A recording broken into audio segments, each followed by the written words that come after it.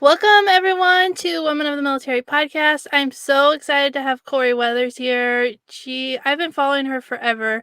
Before even I started my podcast, I was just telling her I met her like long time ago before anyone knew who I was, or I don't even think I had started my blog. It was a long time ago, but I'm so thankful that she's here and that she wrote this book, Military Culture Shift. I've been reading it the past 2 weeks, and it keeps blowing my mind, and I keep thinking, "Oh, I learned so much," and then I read another chapter, and I'm like, "Oh, there's more to it." So, I'm really excited to have you here and to talk about this book, so thank you for being here. Amanda, I am thrilled. I've been watching you grow your podcast and just seeing so many people just feel seen and known and understood by what you're putting out. And so it's such an honor to spend some time with you. I was saying when I first logged on, like I've been watching you too for so long, and it's taken too long for us to connect this way. So thank you for having me. Yeah, I'm so excited. So I know a lot about you. One of my really good friends, like, has used you as a therapist, and she talks about all the advice you give her. And I've been watching you on social media, but I want to make sure that the listeners know who you are. And so, can you tell us a little bit about your background and who you are? Yeah. So thank you. So I am a clinician by trade. I always knew that I wanted to do counseling. My career, so I actually thought I was going to stay in women's trauma. And I really loved that area. And so the first 4 years of my career, I actually worked with women out of prison and I loved it. And I would say, as a woman, I tend to get mostly women coming in to see me because I think there's just something about women's issues, women's trauma, that it's just so much more comfortable to go and see somebody that understands your world and your life. And so my husband, so that was the direction I wanted to go professionally. My husband came home one day while I was in school, graduate school, and said he wanted to join the military. And I was like, that was not on my radar. I was in the process of opening a practice and I told him no for a year and a half. I just was like, this is not, and I didn't even understand what it all meant. And this will show you how much I was not tracking this decision. When I finally did say yes, in my mind, I literally was like, okay, you can go and do this basic thing and then we'll decide. Like, of course, we are locked in after that. And I honestly, our first duty assignment, the people and the community just changed our life for good. You know, we thought we were coming into the community to serve people. And I think what ultimately happened is the community served us and changed us. And from that point forward, I just knew I wanted to shift my career to doing everything that I could to use those talents for the community. So whether it was for spouses, whether it was for service members, or whether it was for couples, or sometimes even their military kids. And so my whole career has been, I would say, if I could sum it up, I've been studying this culture, living in it and working with it and trying the best that I could to truly understand people's stories, whether you're a spouse or a service member, and then however best I can serve. So I've evolved from counseling to coaching. I found that this community appreciates that coaching angle of things, and even evolving that into consulting organizations that serve our community. So how do we build out programming that's actually effective, that works? And so I bring that clinical angle. And then somehow landed into writing, which, I don't know if I would suggest it to everybody, but it was the easiest way for me to collect all of this information and try to do good with it. So creative career, I think, as any spouse would have, but really devoted and grateful to this community that I love so much. And I feel like with your book and the focus, we have to talk about like what year was it when your husband joined the military and you guys became a military family? Yeah, we came in 2008. My husband started reserves while he was still in school. So we thought we were going a reserve angle. But then, at some point we had this discussion and we decided to be all in. So we came in 2008. When the buildup from that first decade after 9/11 was really strong. And even though people were getting a little bit tired, there was a lot of still patriotism there. There was still a lot of, it was before social media came on the scene. So all of that camaraderie of you're going through the same struggle with your neighbors. Like, and then that when I say it changed us, that was a big part of it because we were going through what everybody else was going through. So yeah, we came in 2008. He's now been in for 16 years, and we are with that group of Gen Xers, especially that are going, ooh, what do we do? How long do we stay in for? And do we go past 20? Yeah.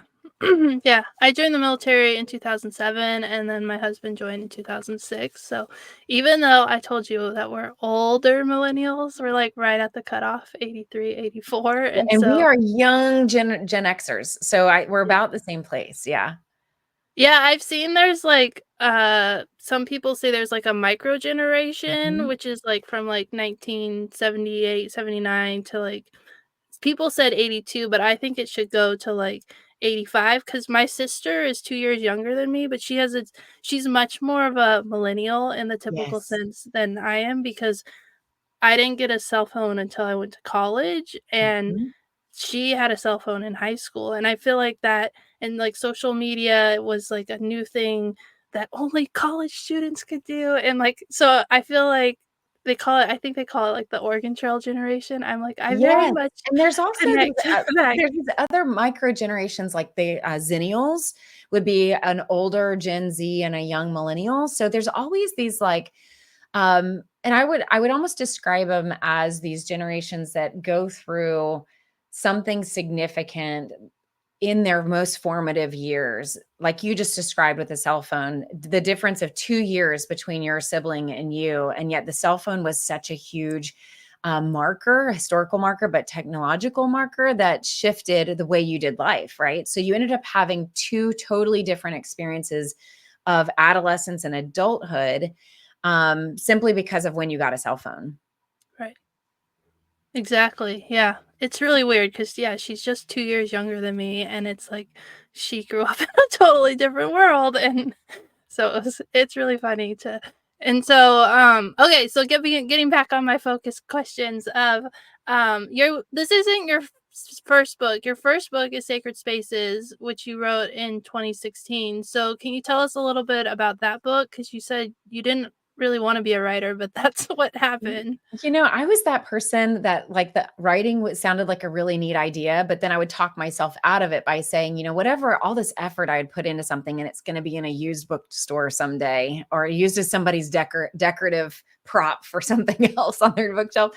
But, I think both books I felt compelling. And if I didn't write it, then I didn't know what to do with all this energy of all the things to say. And so Sacred Spaces came out in 2016 when I was given an opportunity to travel overseas and see deployment conditions for all branches, which was a crazy experience. They had never taken a spouse overseas before who wasn't already like on staff with the Department of Defense or who wasn't like a dual service spouse, right? So this was just, little me. I'm a military spouse, and yet I'm getting on a plane with the Secretary of Defense. And I mean, like the plane, the E4B that has like United States of America VIP plane. And that was just so crazy of an experience that if I could ever share that, I would love to do a podcast sometime where I share the inside, what that was actually like. Because it was just a crazy experience of being in a different world, that very few people have experienced and lots of anxiety. But it was the holiday tour for the for the Secretary of Defense. And basically, we went to Turkey. We went to 2 places in Iraq, Afghanistan, which ironically, we went to where my husband had been stationed during his deployment, which was purely by coincidence. And then I was able to go on 2 aircraft carriers in the Persian Gulf. So I really got to see Marines and Navy, Air Force. I got to sit in the cockpit and watch an in-air fuel refueling, which was amazing and terrifying all at the same time. Um, and it just changed. And that was the point of taking me, was to change perspective. And how do I write about that, especially for family members back home, in a way that maybe was different than service members share? Of course, what am I going to say that service members don't say all the time? Like, we have so many service members that come home and try to describe what they just went through or what they saw, or what walking on endless amounts of gravel feels like going to and from the bathroom, right? Or having to kit up completely to go to the bathroom. And of course, we try to come home and share that. And as spouses and as family members, we kind of zone out because we weren't there. Like, and does that even really matter? Like, do I need to store that in my head? And so how was I going to tell the story differently than what so many other service members and my husband had tried to do? So what I decided to do was during that trip, I decided to immerse myself in all the multi-sensory experiences I could have, like really allowing myself to feel that gravel and what that was like, and what was the smells like, and what really changed my life, what changed my marriage was I got to really step into his shoes a little bit and experience just for a moment what he might have been feeling and what he might have been going through, even to the point of when I was in Afghanistan, calling home to him. um, Amanda, really quick, when I'm freezing, can you still hear my audio? Okay. Um, but even to the point of when I'm in Afghanistan, calling home to him, and I was so excited to be where he had been and see the things that he had seen and see the mountains that he had seen. And I'm calling him, and he's picking up the phone, not knowing who it is that's calling, which is exactly a role reversal, right? And he is half asleep, and I'm in utter excitement, which is such a role reversal. And I'm like, "You're not going to believe this. Can you hear the helicopters? Like, you love helicopters, and I'm right where you are." And I was just so excited. And he literally was like, "Okay." Like, he was so not excited about it. And I had this moment that clicked for me that really what our marriages needed the most is the ability to hold these very sacred experiences that we're both having on both sides, to number one, hold them sacred. And I don't mean like a spiritual way, but just that these are very important experiences that we each go through that change our lives. Whether you're at home doing the best that you can to survive maybe single parenting, or whether you're on a deployment or a TDY, or getting to do something you've been dreaming of doing forever. And how do we communicate that way in a way that we can respect and understand that we don't have to understand it all exactly, but we can still respect it and hear it and see it as worthy of listening to those stories. So that was a long way of saying that first book was really about, this was my experience in sharing our marriage and sharing the ups and downs of our marriage, the difficult conversations that we had had, and really changing my heart, letting go of some of my resentment of the things that I felt was pulling us apart. How could new conversations bring us back together?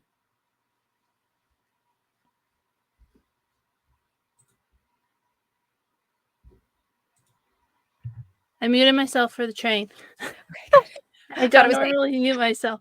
But I that book, or that reminds me of, I was in a writing group with mainly military spouses, and I was writing about my deployment, and one of the comments that really surprised me was, "I've never talked to my husband about what it was like, and reading your words helps me understand what he was going through." And I was like, I haven't ever talked to my husband, like, in the deep, intimate way of which I was writing about what I had experienced. I had only, like, talked on Yeah. surface level, and so I thought it was interesting that that's a conversation that probably needs to take place. And but it's kind of, like, hard and awkward, like, how do you bring it up? So I guess I need to read that book too, so I can, uh, open that door to that conversation as well. Well, and it was really, my husband was the first one to use the word or the phrase sacred space. And it was when he was really sharing with me something very difficult that he had experienced during a deployment. And he was trying to tell me about it at home. And I was listening, but I was asking him a lot of questions because I was trying to show him that I understood, or that I was trying to respect the story that he was telling me. And he finally just like quieted me down for a second and just said, "Hey, this is a really sacred space for me. Like this, I just need you to just sit and honor it and listen to it." And I didn't know I was interrupting him. And he's like, "I need you to hold this as a very sacred thing. And it's okay that you don't understand it. And it's okay that you weren't there for me when I went through it. And it was sacred in that I've bonded with these other people, and that's okay too." And it turned into a very powerful conversation where after I listened to him, he actually listened to me as I shared my sacred space moments of what I went through back at home. of wrecking my car and having to figure that out by myself, having to dig deep as a spouse where nobody was going to come and help me, in the middle of the night, and realizing we both had very sacred spaces, and that I had also stopped sharing my stories because I thought my stories didn't compare to his, when really both of them were important to each of us. And how do we actually sit and respect both of them? And that was a really big game changer for us in our marriage. Yeah, that sounds so powerful. Yeah, because it's easy to be like, "Oh, you're the one overseas, like, your story is really important. My challenges are nothing." I think the military community at large has a big problem with comparison and, like, you can't complain, someone else has it harder, and so I think that makes a lot of sense, and really powerful to hear both sides, and as someone who is both a military spouse and a service member, I often, like, feel this, like, inner tension because I can say, like, "No, it's hard to be a spouse, it's hard to be a service member." They're very different Mhm. in, like, how they're hard, but that doesn't mean that they're both not hard. It's just it's yeah. Well, and can I also say, because I know that your audience is a lot of female service members, that being a female service member is also a sacred space. It's also a sacred experience that very few understand. And I think that's why your podcast is so powerful, because it illuminates the struggle. It illuminates also the deep complexity that's there. And so it basically creates a sacred space where everybody can come together and feel understood and share they're very deep and also difficult sometimes stories, and that it's a safe place to do that. So I think that your podcast allows for a sacred space to be there and for it to be honored. And so I think as people are listening to this, there's so many different kinds of moments and sacred spaces that we can have. I've had women reach out to me and say having a miscarriage was a sacred space moment for them, because it's, again, something very few people understand, and it's something that they want people to just respect and honor and not try to fix. It is what it was, and it changed my life, and but I need somebody to hear the story and honor it. So I think it's about, how do you figure out what your sacred spaces are? And then how do you start telling the story in a way that can be healing for you, but also to what you're doing brings us together, where we can start talking about it more. Yeah.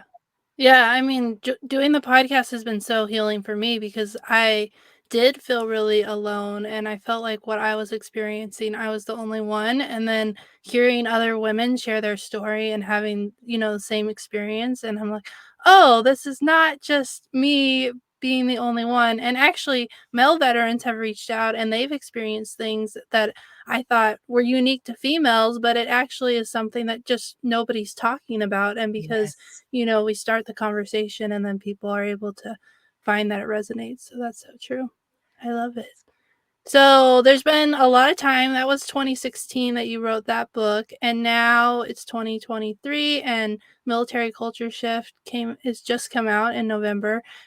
So what's happened? I know a lot has happened since then, but like what happened, and then yeah, what's happened since then? I mean, 7 years is a long time for an author to, like, I was really like, I'm never gonna write a book again.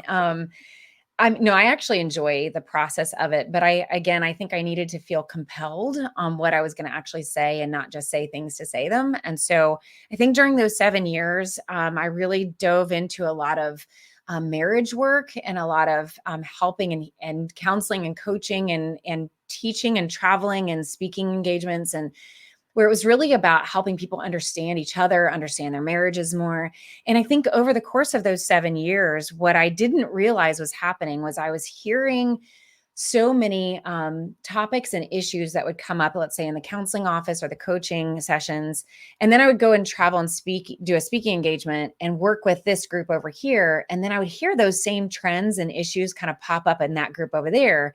And then I would go, okay, wait a minute, there's a theme going on. I keep hearing, for example, before COVID even hit, resentment was a huge issue that was circulating, especially through the spouse culture. I was also seeing a different kind of resentment on the service member culture. But I was just hearing, so I would hear a topic and then I would go, okay, I'm going to test this out everywhere I go and see, is it just within this group? Is it just with spouses? Or is it culture wide? Is it branch specific? Or is it happening everywhere? And then, of course, I would also start talking to, some of your lower enlisted versus your senior leaders. And I just really became curious of all these trends and topics that were threaded throughout our entire culture. And then I was felt like I'm onto something here, like something is happening. And then I would see those trends shift and I would see them change or evolve into something new. And then I would test those out too. And so, really, what I started to see is I was taking this clinical approach that I would normally do in a counseling office with maybe one person or one family. And I was really zooming out and really studying the whole culture as if it's one big family and the ups and downs and how it was changing over time. And I got really fascinated with all of these shifts and changes that were happening. And by the time I got to last year, we had gone through COVID as a culture, which I would call a psychological breaking point that I globally, that was hard for everybody. But considering we had been through a 2-decade global conflict in 2 different countries and also spread out into hundreds of other locations across the globe, our culture went through a lot. So COVID, I felt like, was almost broke us. It was more than I felt like we could handle on top of everything else. And then I realized that was like a false peak because Afghanistan, the exit of Afghanistan came soon after that when we were already kind of crashing from COVID. And that was a huge marker that I experienced, where I was getting calls from everybody. I was seeing us really crash and something big was happening in our community. And when we were on the other side of that, and all the news and all of the stories that were coming out were, toxic leadership here, sexual harassment here, and they were very important big topics, but I just felt like it was being addressed like whack-a-mole. That's going to date me as a Gen X, but like one topic at a time. We're just kind of trying to smack down these topics and deal with them one at a time. And here I had been watching these trends and things shift over time for 15 years. I was like, we need to have a bigger conversation. This is not just one thing here. Sexual harassment, for example, that's been going on for a while, and it's a complex issue that's not just about toxic leadership.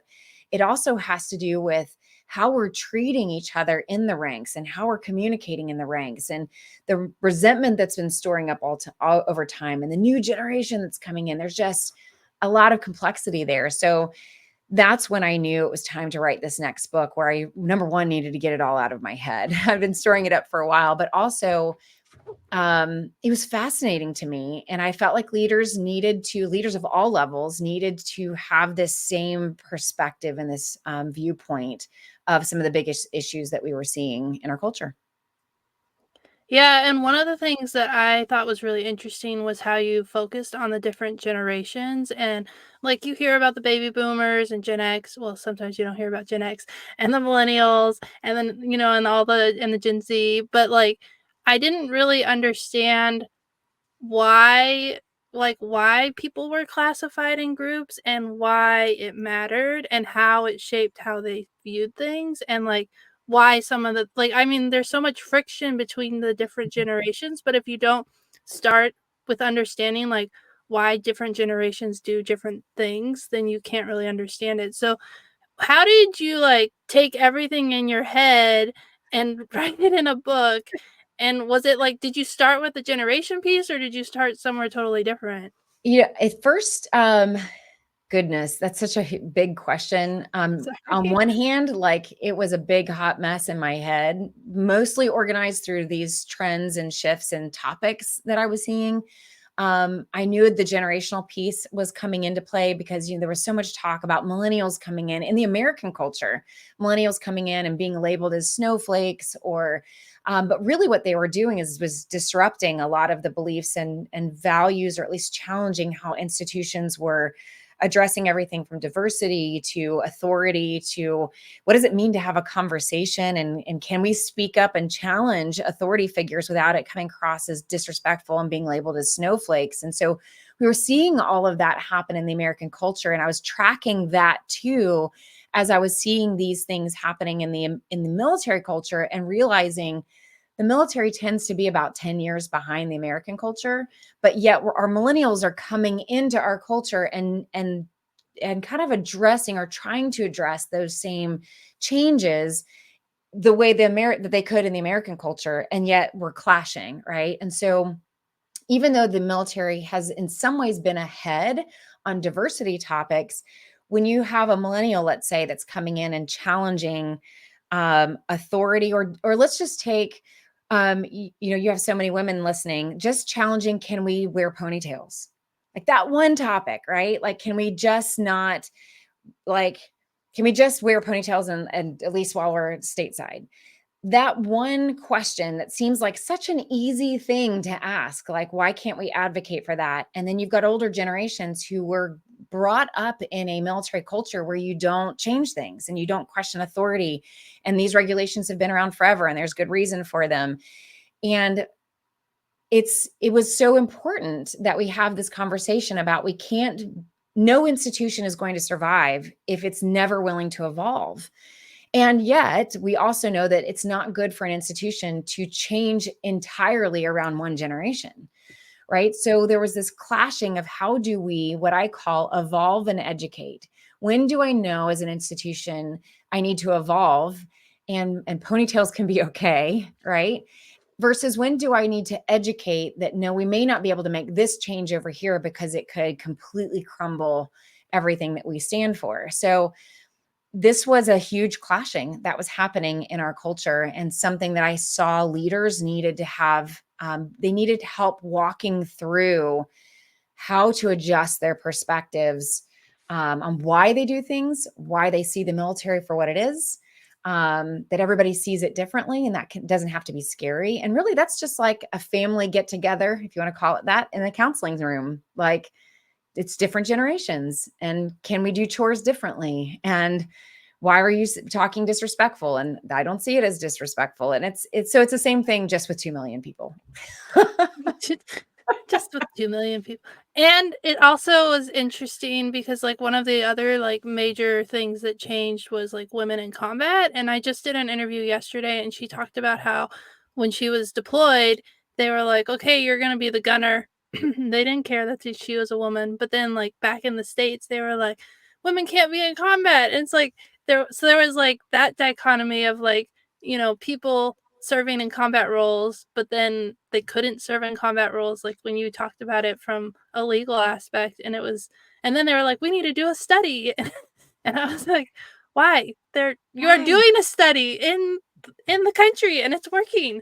So, Well, and what I think I really wanted to do is, these are great questions, and they're also really great. They're great topics that need to be discussed. And there's also really good challenges that are happening too, such as, why does there need to be a survey to make a change in that, And why does it need to take 5 years to get the answer right. back, right? So those are very good, important discussions worth having. And what I was seeing is that I knew that if those discussions were going to go well, and if we could speed up the process, the only way to speed up the process is to create understanding and build bridges wherever possible. And so I really enjoyed going into these units where there was boomers and millennials and maybe even a Gen X in the room, and talk about, how do we work differently? What are our values? How are our values differently? Where do we get our values from? How do we prefer to communicate? How do we define trust and authority, and break down some of these labels, the negative labels, especially, right? Like, how do we get boomers and millennials in the same room talking together, and let millennials say there's a more efficient way to do this without boomers feeling threatened, right? And how do we let boomers say, I don't want to change this because it changes everything for me, and have millennials hear it, right? That's what I felt was the birthplace of, how do we evolve our culture in a healthy way without fighting and hurting ourselves through it? Yeah.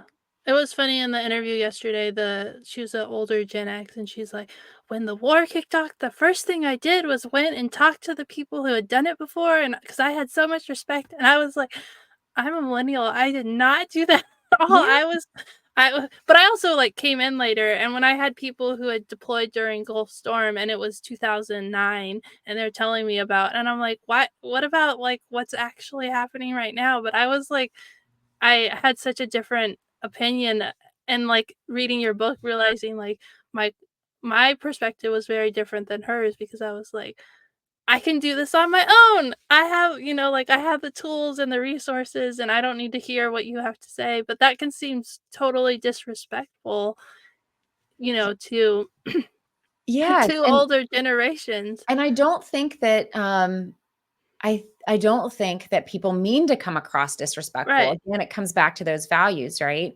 So whereas my generation, Generation X, even though I'm a young yeah, I'm a young Gen You're an X. I went Yeah. blank on that for a second, I'm but an old millennial, you're a young there you Gen X. go. Even though those generations really value authority and respect, surely based off of your time in and your experience and your rank or your status, millennials and especially Gen Z have kind of flipped that upside down because information can be gotten anywhere. We can Google information. So he who holds the most information is not the one with the most authority. And so things have shifted, but that doesn't mean that your Gen X and boomer leaders are aware of how much has actually changed. They're living in their world and their experience as if authority is still based off of rank, experience, wisdom, and information, right? Whereas Gen Z is now really challenging us that trust and authenticity and treating me like a human being. That's how I determine who is my authority figure. Even if you may be a higher rank, I'll give you that authority because I'm supposed to, but that doesn't mean you've earned my trust. And that's different from your older leaders. And so just being able to have that conversation helps us all understand nobody's trying to be disrespectful. We're just living in two totally different worlds and yet the same world together. Yeah, I mean, you can see that clearly in, like, the military's recruiting strategy hasn't Mhm. changed or evolved, and so many people that I interview joined before the internet, so they Mhm. only had their recruiter or someone that they knew to rely on for information. Now, you have YouTube and, the internet, Google, and all these resources to find out what it's like to be in the military, and we could go into, like, some of the you talk a lot about the book and how people feel, like, hurt and Mhm. so they're sharing that perspective out there, and the military still is kind of relying on this, like, bait and switch type of thing where they're not being totally honest and thinking that you can't get the information because you don't know, and so I think that's what I've seen as a real Yes. challenge for recruiting. Yes, and I mean, you bring up a really interesting point because the book even walks through, like, if we're going to talk through recruitment and the recruitment crisis, it's really helpful to understand why did we start recruiting in the first place and what's been the history of how the DoD has recruited successfully or not over the years, and that helps you understand why they're doing what they're doing now, especially if what they've always done has worked. And so right now, for example, the Army is using Be All You Can Be and using the theme song still. And of course, when it first came out, all of us Gen X were like, yeah, like nostalgia and everything's, going back to the 80s. And we love that until you realize that all of Gen X, when they think about when they were kids, playing Army in the backyard and those slogans of Be All You Can Be and that wonderful jingle that goes through your mind, the first thing that does for a Gen X is reminds you of who you wanted to be and being a part of this amazing thing. And what they're really doing is marketing to the parents of Gen Z, right? If the parents are excited about the military and that nostalgia comes up, then we'll encourage our Gen Z to come in. But the problem is 82% of new recruits are Gen Z military kids. This is a family business. And so when Gen X hears that jingle, we think back of what we wanted the military to be. And then we compare that to how we feel now, what we've gone through for 2 decades and going through the Afghanistan exit. And a lot of Gen X is feeling exhausted, burned out, betrayed in a lot of ways. And so that jingle is really this dissonance and this reminder that it's not what I thought it was going to be. And I don't want my kid to join because it's not what I expected. And I actually feel morally wounded from it all. And so you can see how even just that recruitment strategy is backfiring. And so it's important for all of us to understand not only how each generation is motivated, but how do you heal each generation? And what kind of healing are they looking for? Yeah. That's such a good example because it's so true because There is a lot of hurt and resentment, and I think part of my theory is part of the problem is that the leaders who stayed and didn't leave the military and they made general or full bird colonel, they're having all these like high level discussions and they're not remembering that, like, I think they should talk to people who left and find out why they left. Or Yes. my husband was heard a conversation where they're like, "Why are all the captains getting out?" And they're like, "I think it's this." And my husband's like, "Well, I talked to the captains and this is what they said." And they're like, "I don't think that's it." And it's like, I talked to them. Like, I know what's going on, but they couldn't even like open their mind because that wasn't even something they considered because they stayed. And so I think that's part of the like, well, when they hear that jingle, that probably like gets them fired up and gets them because it's the military they want because they stayed in the military and they're And leading the military. and have been successful in the military. And I think you have a really good theory there that I think is true. And I would just add to that theory that in the past, perhaps somebody, senior leaders could look at those that are leaving and say, well, that's the minority. They just weren't loyal or committed or whatever. And so we don't need to worry about those few that have left because look at the majority that has stayed. And now we're in a place where there's a big chunk leaving that could be the majority that's leaving, that we actually do need to listen to what people are saying as their why. And what I hear from a lot of people as they're leaving is, and this goes back to your values, right? Millennials,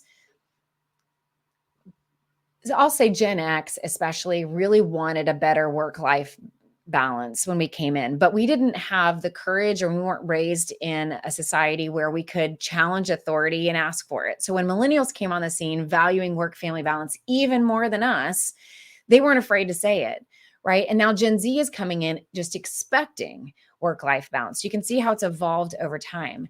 And so, a big reason why a lot of millennials, especially on that captain level, if we want to talk army, is leaving is because they want their spouses want careers. They want to have a work life balance where they can be home with their kids.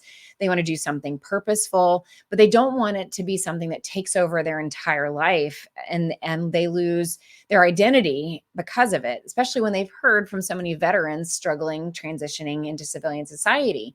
So now you have a whole bunch of people that are leaving because of their values, not because they're a minority group that just like they didn't like the military anymore. This is a whole generation that says, I not only want something differently, but I want to stand for something different. And so we're going to have to start listening.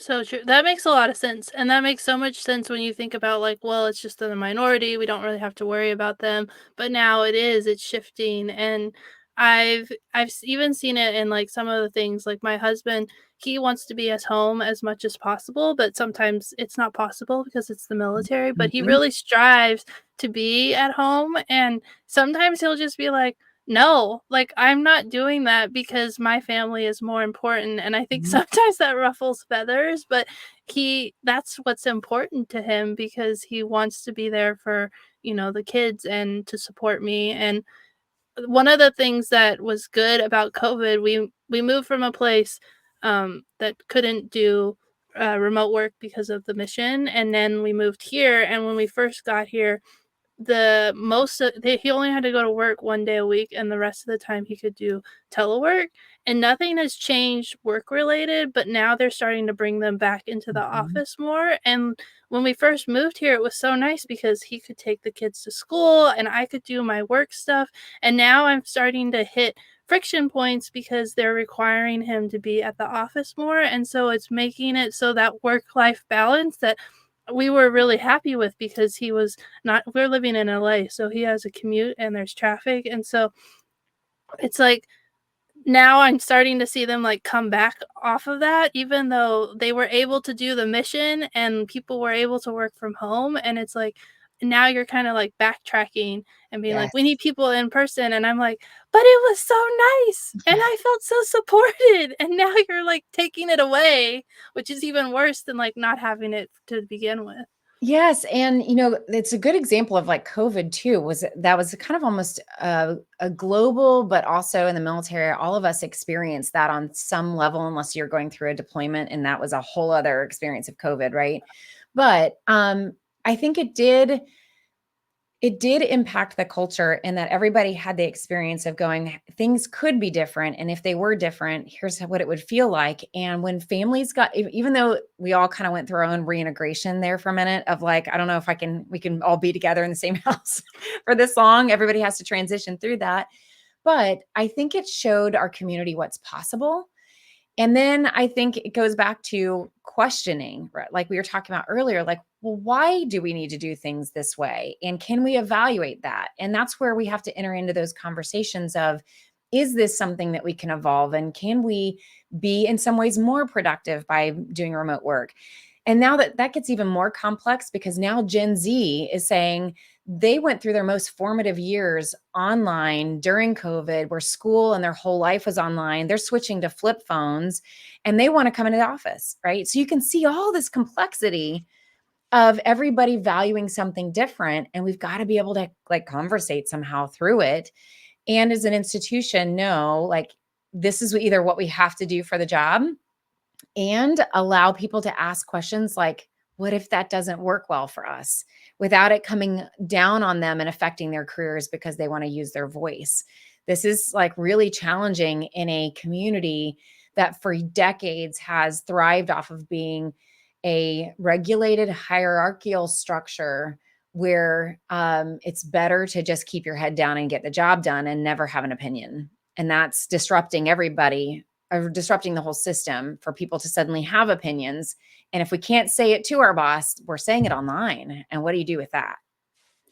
Oh, yeah. Yeah, I mean, that's because people were like, "Well, how did you serve in the military?" I was like, "Well, I just ignored people who said, sexual comments," and, like, the younger millennials and the next generation, they don't stand for it. I had another podcast guest who talked about how she, reported something someone said because she didn't like that they were saying it, and she was like, "I went through the chain of command like I was supposed to," and then they told her, "Well, that's just the way he is," and they didn't do anything, and she was like, "I'm out." Because she felt Yeah. betrayed and, like, nothing was done. Whereas I would have just been like, "That guy's an idiot, I'm just not gonna say," like, I never would have reported that up the chain of command, which I was really proud because that is the right thing to do, but I would have just been like, "It's easier to ignore it, and I know nothing's gonna get done."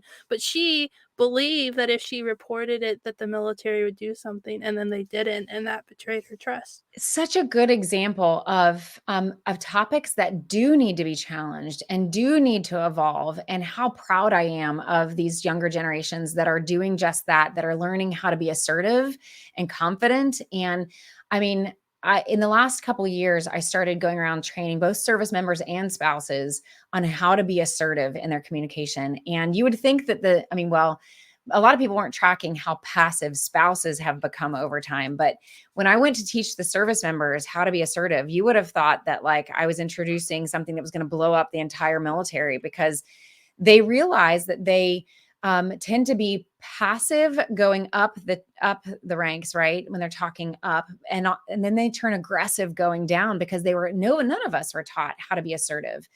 And me telling a group of service members, you can, like your example just now, you can say, this is not okay. Like the way that you're talking to me right now is not okay. And that's not disrespectful. And it's not, that is just personal rights. Now, we all have to be able to figure out how to say things without aggressiveness and attacking somebody. And we need to take ownership for that. But you're giving a really good example of a topic that does need to change. Just for me, even as a woman and as a Gen X, there were things that I didn't realize, to your point, that I was letting slip, or I was not addressing them. And even worse, I didn't even recognize them as inappropriate things being said to me, that it took the Me Too movement to go, oh my goodness, I was not even tracking that I was allowing it. And just the wake up call.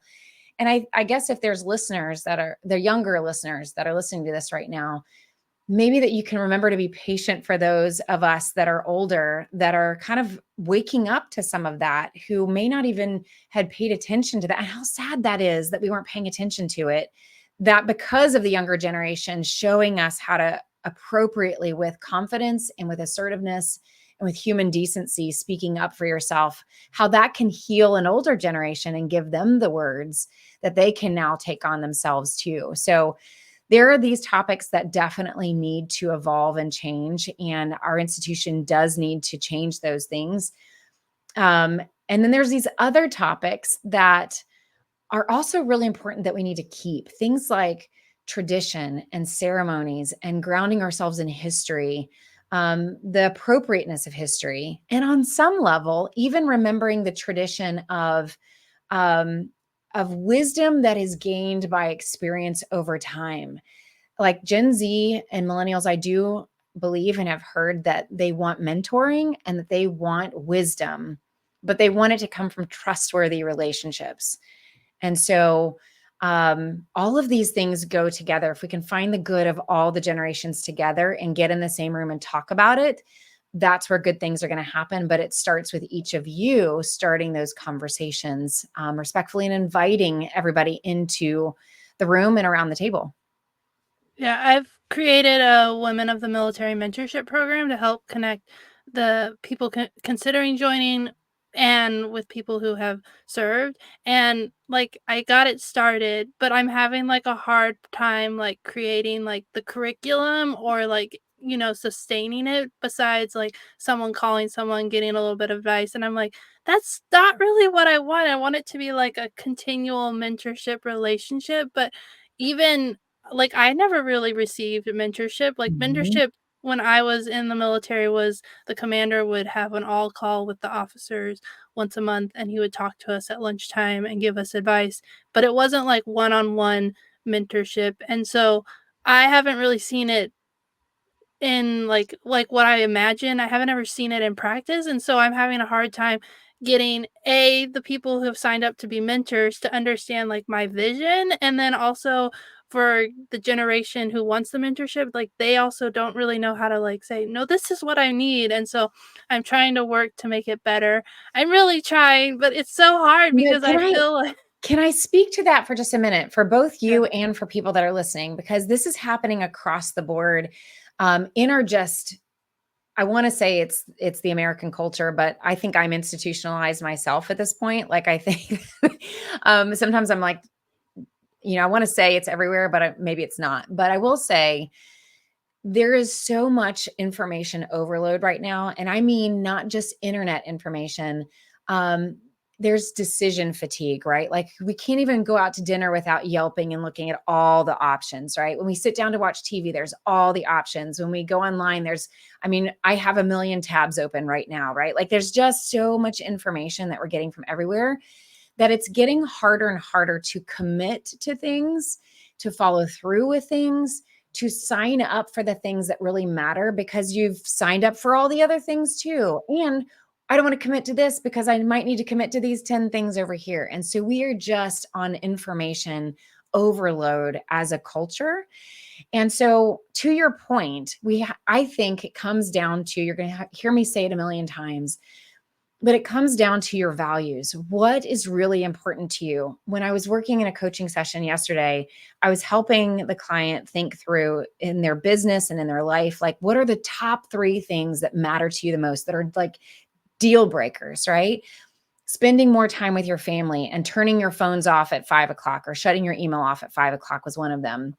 Um, for her, it was like doing something that she actually enjoyed and not volunteering her life away. Like whatever your values are, I think that's the first step. But for some of you have asked for mentoring, you've asked for help, or you've asked for like you need connection.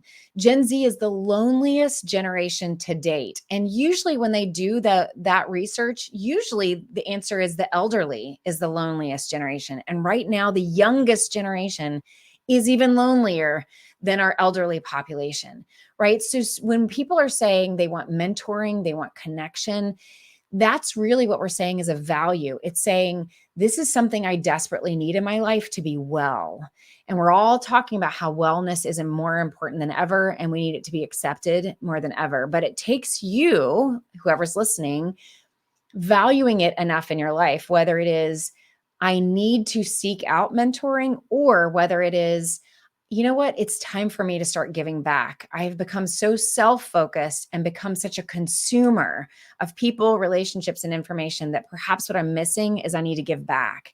That once you identify that and sign up for it, you have to do it. You have to will yourself to get started.